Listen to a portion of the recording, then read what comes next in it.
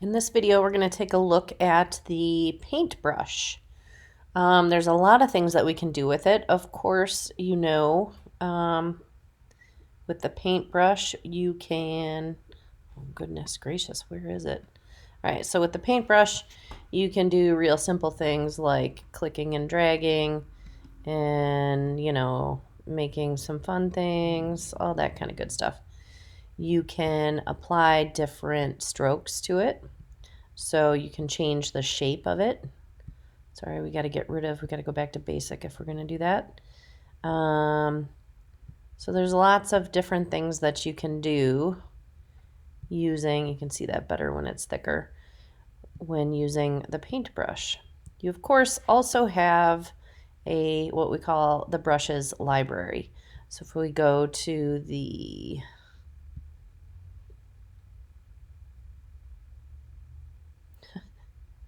is pretty funny. I'm drawing a total blank. If we go to the window menu, we should be able to find libraries. And then we also have brush libraries down here a little bit further. Hopefully you can see that. There's a whole bunch of them that are defaults in here. You can also find brushes online. So if you search for Illustrator type brushes, you can find things and then you can create a brush out of it. So I'm just going to choose the bristle brush option and my window opens, and now I have a whole bunch of different styles that I can utilize, and there's quite a few different options that you can search through. So sometime if you want to check them out, please do. But that is just the library for the brush. We're going to take a look at converting any shape. So let's see, we could have a series of circles that we create.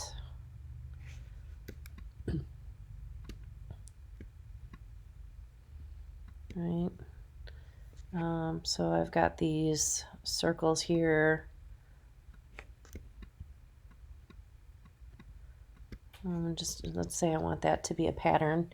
So I'm going to go to my Align palette. I'm going to select all of these first and go to Align.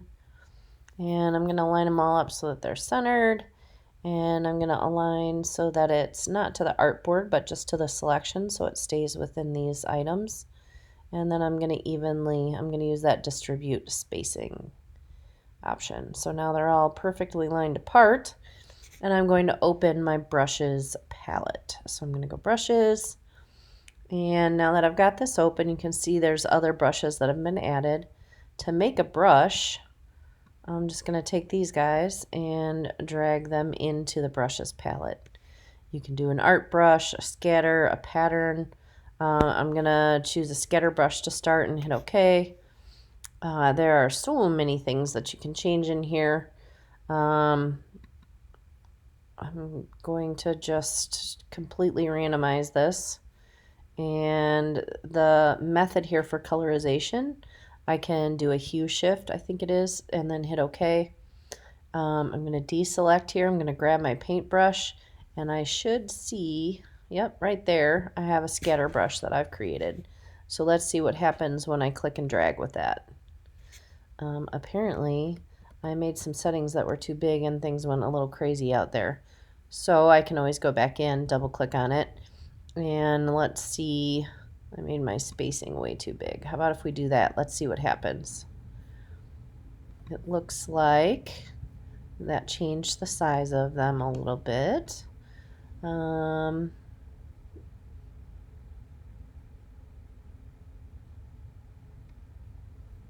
see what that does. Yeah, so that staggered them a little bit differently. But the point is, you can go in and you can make changes to it. What I'm more interested in for your upcoming assignment is actually showing you how to take some text. So I'm going to take my text and I'm going to drag this into my brushes palette. Instead of doing a scatter brush, I'm going to choose an art brush and I'm going to hit OK. Oh no, It has to be outlines. All right, so I set that up clearly. I'm going to click on it and go up to the object menu, sorry, type menu, and then I'm going to hit create outlines. And there's your shortcut. Shift Command O. So now I've got my outlines. I'm going to drag this in here. I'm going to do an art brush this time, and I'm going to click OK. So this is one way that we can use an art brush to make words follow a path, basically. So I'm going to click on my paintbrush and do a click and drag. And so now things follow whatever I draw.